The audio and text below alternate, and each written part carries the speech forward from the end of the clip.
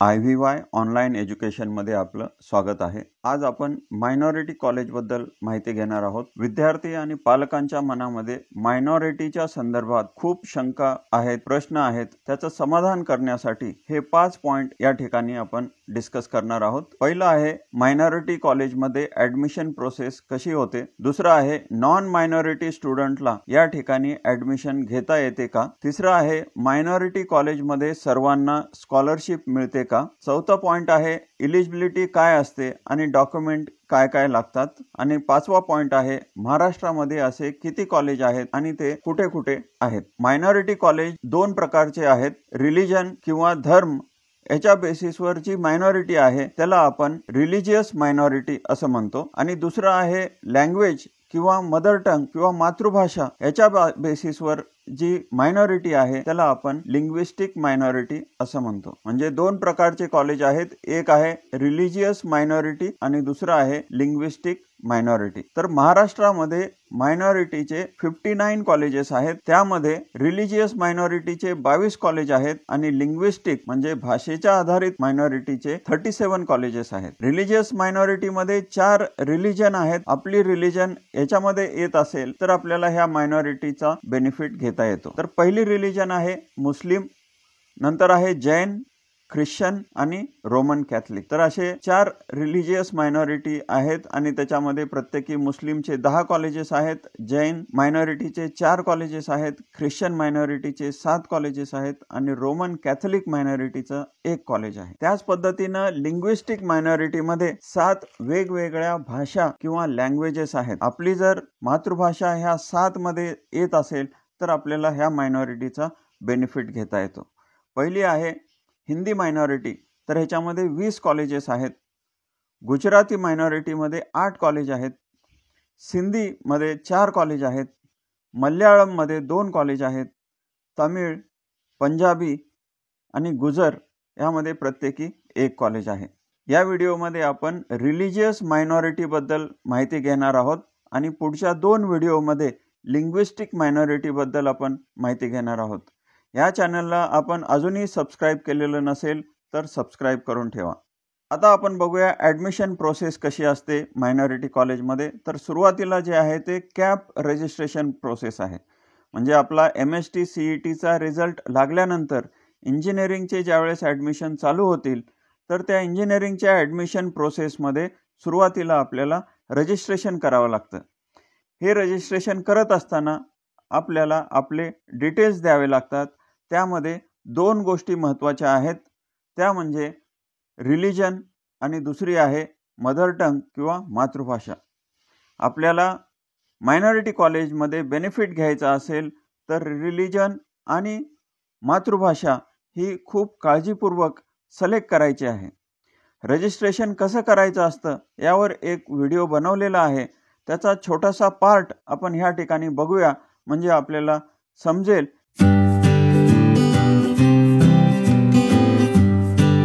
तर या रजिस्ट्रेशन डिटेलमध्ये आपल्याला जे आहे ते पर्सनल डिटेल्स सुरुवातीला भरायचे आहेत। तर यामध्ये तर आहे रिलिजन, रिलिजनमध्ये ड्रॉप डाऊन मेनूला क्लिक करायचं आहे आणि मग या ठिकाणी आपल्याला रिलिजन दिसतील आणि यातलं आपलं जे काही रिलिजन आहे ते या ठिकाणी सिलेक्ट करायचं आहे। तर हे रिलिजन आपण काळजीपूर्वक सिलेक्ट करायचं आहे। जर आपल्याला पुढे मुस्लिम मायनॉरिटी कॉलेजमध्ये अप्लाय करायचं असेल, ख्रिश्चन मायनॉरिटी कॉलेजमध्ये अप्लाय करायचं असेल तर आपलं जे काही रिलिजन आहे ते आपण या ठिकाणी काळजीपूर्वक सिलेक्ट करायला पाहिजे। पुढचं आहे मदर टंग मातृभाषा। तर इथं देखील ड्रॉप डाऊन मेनूमध्ये आपल्याला वेगवेगळ्या भाषा ज्या आहेत ते ह्या ठिकाणी दिसतील। आपली मातृभाषा मराठी असेल तर मराठीला सिलेक्ट करा, कोणाची हिंदी असेल तर हिंदी सिलेक्ट करा, कारण हिंदी मायनॉरिटी कॉलेजेस आहेत। मग आपल्याला जर त्या मायनॉरिटी कॉलेजमध्ये ॲडमिशन घ्यायचं असेल तर आपल्याला इथं मातृभाषा जी आहे ती आपली हिंदी अशी सिलेक्ट करायची, किंवा जे काही आहे गुजराती आहे, सिंधी आहे, तर आपली जे काही मातृभाषा आहे ती सिलेक्ट करायची।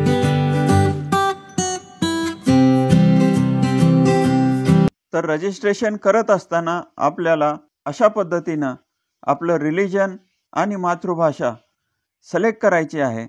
पुढे बघूया मायनॉरिटी कॉलेजमध्ये सीट डिस्ट्रीब्यूशन कसे असते। तर 20% सीट्स ह्या मॅनेजमेंटच्या असतात आपलं रिलिजियस मायनॉरिटी जर असेल तर आपल्याला मॅनेजमेंट कोट्यामधनं देखील जरी आपण ॲडमिशन घेतलं तरी आपल्याला मायनॉरिटीची स्कॉलरशिप मिळू शकते. तर अशी ही मायनॉरिटीची 50,000 स्कॉलरशिप आपल्याला मिळू शकते. त्यासाठी ॲडमिशन झाल्यानंतर MahaDBT ह्या महाराष्ट्राच्या स्कॉलरशिपच्या वेबसाईटवरती जाऊन आपल्याला फॉर्म भरावा लागेल. दुसऱ्या प्रकारचे ॲडमिशन आहेत ते कॅपचे ॲडमिशन आहेत. म्हणजे मॅक्झिमम ॲडमिशन कॅप थ्रू होतात, सेंट्रलाइज ॲडमिशन प्रोसेसमध्ये होतात. तर यामध्ये 50% सीट्स ह्या मायनॉरिटीच्या स्टुडंटसाठी आहेत आणि उरलेल्या बाकीच्या ज्या 50% सीट्स आहेत त्या इतर विद्यार्थ्यांसाठी आहेत. इतर विद्यार्थ्यांसाठी ज्या सीट्स आहेत त्यामध्ये 15% सीट्स जेईच्या बेसिसवरती दिल्या जातात आणि उरलेल्या सीट्स MST CETच्या बेसिसवरती दिल्या जातात. आपण ऑप्शन फॉर्म भरत असताना या कॉलेजचा ऑप्शन किंवा चॉईस दिलेला असेल तर तुमची मायनॉरिटी असेल तर मायनॉरिटी सीटमधनं ॲडमिशन होईल, मायनॉरिटी नसेल तर इतर जे 50% सीट्स आहेत त्याच्यामधनं आपलं ॲडमिशन होईल. तुमचं ॲडमिशन कसंही होऊ द्या, तुम्हाला तुमच्या कॅटेगरीनुसार ह्या ठिकाणी स्कॉलरशिप मिळणार आहे. आता आपण ॲडमिशन प्रोसेस बघूया. कॅप राऊंड कशा पद्धतीनं कंडक्ट केले जातात आणि ते मायनॉरिटीमध्ये कशा पद्धतीनं लागू होतात. या ठिकाणी 2 प्रकारच्या सीट्स आहेत. एक आहे मायनॉरिटीच्या सीट्स म्हणजे 50% सीट्स मायनॉरिटीच्या आहेत आणि दुसरा आहे जनरलच्या 50% सीट्स. तर यामध्ये 3 राऊंड होतात कॅपचे. राऊंड 1, राऊंड 2 आणि राऊंड 3.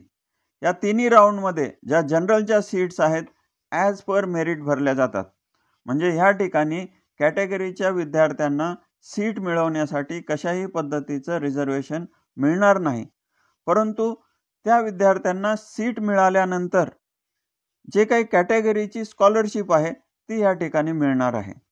म्हणजे या ठिकाणी ओपनच्या मेरिटनुसार, ओपनचं जे काही मेरिट आहे त्यानुसार ह्या सीट्स भरल्या जातील. परंतु कॅटेगरीचे स्टुडंट असतील तर त्यांना ॲडमिशन मिळाल्यानंतर कॅटेगरीचा बेनिफिट मिळेल. बाकीच्या मायनॉरिटीच्या ज्या सीट्स आहेत त्यामध्ये फर्स्ट राऊंडमध्ये 50% सीट्स ह्या त्या मायनॉरिटीच्या स्टुडंटसाठी रिझर्वड आहेत. मायनॉरिटीमधून आपल्याला ॲडमिशन मिळत असेल तर आपली जे काही कॅटेगरी आहे त्यानुसार आपल्याला ह्या ठिकाणी स्कॉलरशिप मिळणार आहे. फर्स्ट राऊंडमध्ये मायनॉरिटीच्या सीट फक्त मायनॉरिटीच्या स्टुडंटसाठीच राखीव आहेत. सेकंड राऊंडमध्ये फर्स्ट राऊंडमध्ये जे काही सीट्स व्हॅकंट राहतील त्या सीट्स सेकंड राऊंडमध्ये महाराष्ट्रातील इतर मुलांना अवेलेबल होणार आहेत आणि त्या ठिकाणी त्यांना स्कॉलरशिप देखील मिळणार आहे. म्हणजे मायनॉरिटीच्या स्टुडंटला फक्त फर्स्ट राऊंडमध्येच बेनिफिट आहे. सेकंड राऊंडमध्ये फर्स्ट राऊंडमध्ये जे काही सीट्स व्हॅकंट राहणार आहेत त्या महाराष्ट्रातील इतर विद्यार्थ्यांना दिल्या जातील. थर्ड राऊंडमध्ये देखील अशाच पद्धतीनं फर्स्ट आणि सेकंड राऊंडमध्ये ज्या काही सीट्स व्हॅकंट आहेत त्या इतर विद्यार्थ्यांना अवेलेबल करून दिल्या जातील आणि त्या ठिकाणी इतर विद्यार्थी देखील ॲडमिशन घेऊ शकतात. पण ॲडमिशन झाल्यानंतर त्यांच्या कॅटेगरीनुसार त्यांना स्कॉलरशिप मिळणार आहे. समजा तुमचं जैन रिलिजियस मायनॉरिटी आहे तर जैन रिलिजियस मायनॉरिटी कॉलेजमध्ये फर्स्ट राऊंडमध्ये 50% सीट्स जैन रिलिजियस स्टुडंटसाठी रिझर्वड असतील. परंतु सेकंड राऊंड आणि थर्ड राऊंडमध्ये पहिल्या राऊंडमध्ये जे काही सीट्स व्हॅकंट राहिलेले आहेत त्या इतर विद्यार्थ्यांना देखील अवेलेबल होतील. तुमची समजा हिंदी मायनॉरिटी आहे तर फर्स्ट राऊंडमध्ये हिंदी मायनॉरिटी कॉलेजमध्ये 50% सीट्स तुमच्यासाठी रिझर्वड असतील. परंतु सेकंड आणि थर्ड राऊंडमध्ये ह्या सीट्स रिझर्वड राहणार नाहीत. जे काही व्हॅकन्सी आहे त्या ठिकाणी इतर विद्यार्थी देखील ॲडमिशन घेऊ शकतात. त्यामुळं इतर विद्यार्थ्यांनी लक्षात ठेवायचं आहे की आपल्याला मायनॉरिटी कॉलेजमध्ये देखील ॲडमिशन मिळू शकते. तर या ठिकाणी 2 गोष्टी आपण पाहणार आहोत.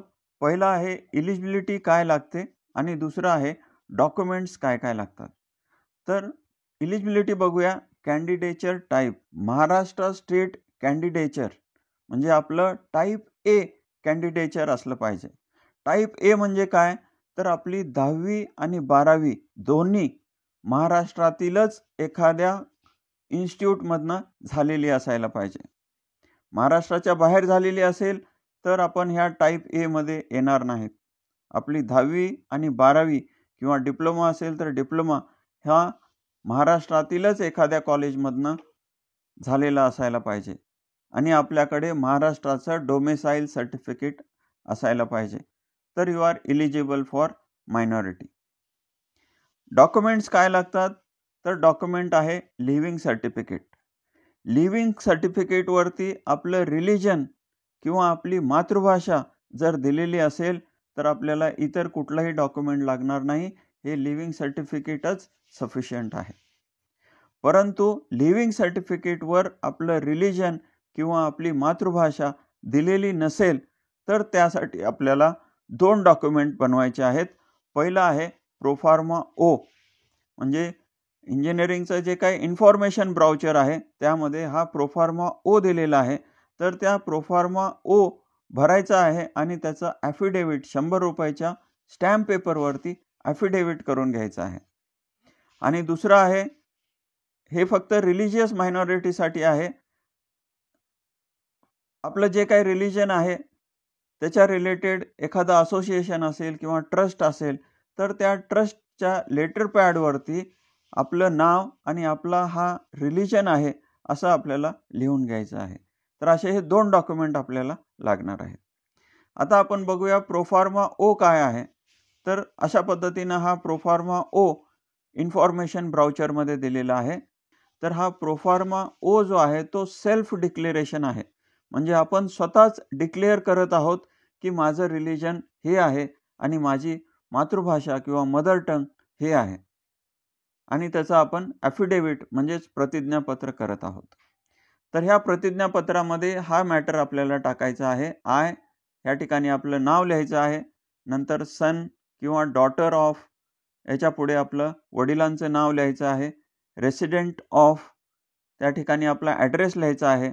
आणि आपण हे रिलिजियस मायनॉरिटीसाठी बनवू शकतो किंवा लिंग्विस्टिक म्हणजे मातृभाषा कुठली आहे ह्याच्यासाठी बनवू शकतो किंवा दोन्हीसाठी देखील बनवू शकतो. तर ह्याच्यामधला जो काही मॅटर आपल्याला लागणार आहे तो आपण घ्यायचा आहे. रिलिजन ह्या ठिकाणी सांगायचं असेल तर रिलिजनच्या रिलेटेड मॅटर घ्यायचा आहे, आणि फक्त आपल्याला आपली मातृभाषा कुठली आहे हे सांगायचं असेल तर फक्त मातृभाषेच्या रिलेटेड ह्या ठिकाणचा मॅटर घ्यायचा आहे आणि ते ॲफिडेविट करून घ्यायचं आहे. गव्हर्नमेंट कुठलंही मायनॉरिटीच्या रिलेटेड सर्टिफिकेट कोणालाही देत नाही, त्यामुळं आपण स्वतःच आपली रिलिजन कुठली आहे किंवा आपली मातृभाषा कुठली आहे ते डिक्लेअर करायचं आहे आणि त्याचं ॲफिडेविट बनवून घ्यायचं आहे. तर आता आपण बघूया 4 रिलिजन आहेत. पहिलं आहे मुस्लिम. तर मुस्लिम रिलिजनचे 10 कॉलेजेस आहेत, जैन रिलिजनचे 4 कॉलेजेस आहेत, ख्रिश्चनचे 7 आहेत आणि रोमन कॅथलिक्सचं 1 कॉलेज आहे. तर आपण डिटेलमध्ये हे कॉलेजेस बघूया. सुरुवातीला आपण बघूया मुस्लिम मायनॉरिटी कॉलेजेस. तर मुस्लिमचे 10 कॉलेजेस आहेत. पहिला आहे Rizvi college of engineering Bandra Mumbai. नंतर आहे MH Saboo Siddik college of engineering Byculla Mumbai. तर मुस्लिम रिलिजियस मायनॉरिटीमध्ये हे 2 कॉलेज टॉपचे आहेत आणि इतर कॉलेज जे आहेत ते थोडेसे ॲव्हरेज किंवा खालच्या लेवलचे आहेत. तर आपण ह्या पहिल्या 2 कॉलेजला टार्गेट करू शकता. आपला CETचा स्कोअर खूप कमी असेल आणि आपल्याला पाहिजे ती ब्रँच मिळेल का नाही असं वाटत असेल तर आपण बॅकअपसाठी हे खालचे कॉलेजेस आपल्या ऑप्शन फॉर्ममध्ये टाकू शकता. नंतर आहे Kalsekar technical campus Panvel Mumbai, Theem college of engineering Boisar Mumbai, Al Ameen education and medical foundation college of engineering Koregaon Bhima Pune येथे आहे. नंतर आहे Anjuman college of engineering Nagpur, Jamia institute of engineering and management अक्कलकुवा, मौलाना मुख्तार अहमद नडवी टेक्निकल कॅम्पस मालेगाव आणि Everest education societies group of institution Chhatrapati Sambhajinagar. तर असे हे 10 मुस्लिम मायनॉरिटीचे कॉलेजेस आहेत. आपली रिलिजन मुस्लिम असेल तर ह्या ठिकाणी आपल्याला 50% सीट्स जे आहेत ते रिझर्वड आहेत. नंतर आपण बघूया जैन मायनॉरिटी कॉलेजेस. यामध्ये पहिलं आहे Walchand institute of technology Solapur, ज्याला आपण WIT सोलापूर असं म्हणतो. हे ऑटोनॉमस कॉलेज आहे. आणि दुसरं आहे AP Shah institute of technology Thane. तर हे 2 कॉलेजेस चांगले आहेत किंवा टॉपचे आहेत आणि इतर कॉलेज जे आहेत ते ॲव्हरेज आहेत. नंतर आहे Kantibai Bhanwarlalji Jain college of engineering Neminagar Chandwad Nashik. आणि दुसरं आहे Vardhaman education and welfare societies Ahinsa institute of technology Dhule. तर पहिले 2 कॉलेज आपण टार्गेट करू शकता आणि आपला स्कोअर जर लो असेल तर आपण हे पुढचे कॉलेजेस बॅकअपमध्ये आपल्या लिस्टमध्ये ठेवू शकता. नंतर आहे ख्रिश्चन मायनॉरिटी. ख्रिश्चन मायनॉरिटीचे 7 कॉलेजेस आहेत. पहिलं कॉलेज आहे father Conceicao Rodrigues college of engineering Bandra Mumbai. हे ऑटोनॉमस कॉलेज आहे. दुसरं आहे father Conceicao Rodrigues institute of technology Vashi Navi Mumbai. हे देखील ऑटोनॉमस कॉलेज आहे. तिसरं आहे saint Francis institute of technology Borivali Mumbai. हे देखील ऑटोनॉमस कॉलेज आहे.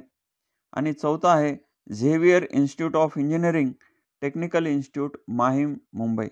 तर हे 4 कॉलेजेस टॉपचे कॉलेजेस आहेत आणि इतर कॉलेजेस जे आहेत ते ॲव्हरेज आहेत. तर असे कॉलेजेस आहेत John college of engineering Palghar Mumbai, Saint Vincent college of engineering Nagpur आणि Shatabdi institute of engineering Nashik. नंतर आहे रोमन कॅथलिक मायनॉरिटी कॉलेज. यामध्ये एकच कॉलेज आहे, ते आहे Don Bosco institute of technology जे बांद्रा मुंबई ह्या ठिकाणी आहे. रोमन कॅथलिकचे जे विद्यार्थी आहेत ते दोन्हीकडे अप्लाय करू शकतात. ख्रिश्चन मायनॉरिटी कॉलेजमध्ये देखील अप्लाय करू शकतात आणि रोमन कॅथलिक मायनॉरिटीमध्ये देखील अप्लाय करू शकतात. म्हणजे रोमन कॅथलिक ह्या विद्यार्थ्यांसाठी 8 कॉलेजेस आहेत. ख्रिश्चन मायनॉरिटीचे 7 आणि रोमन कॅथलिकचं 1 असे 8 कॉलेजेस आहेत. परंतु ख्रिश्चन मायनॉरिटीचे फक्त ख्रिश्चन मायनॉरिटीमध्येच अप्लाय करू शकतात. ते रोमन कॅथलिकमध्ये त्यांना बेनिफिट मिळणार नाही. तर हे झालं रिलिजियस मायनॉरिटीच्या कॉलेजबद्दल. पुढचे 2 व्हिडिओ आपण लिंग्विस्टिक मायनॉरिटी म्हणजे भाषेच्या आधारे जी काही मायनॉरिटी आहे त्या कॉलेजबद्दल बघणार आहोत. इंजिनिअरिंग ॲडमिशनच्या संदर्भात जर तुम्हाला काही शंका असतील, प्रश्न असतील किंवा एखाद्या कॉलेजबद्दल माहिती हवी असल्यास please write in the comment box. अशाच प्रकारचे इन्फॉर्मेटिव्ह व्हिडिओ बघण्यासाठी ह्या चॅनलला लाईक आणि सबस्क्राईब करा. थँक्यू.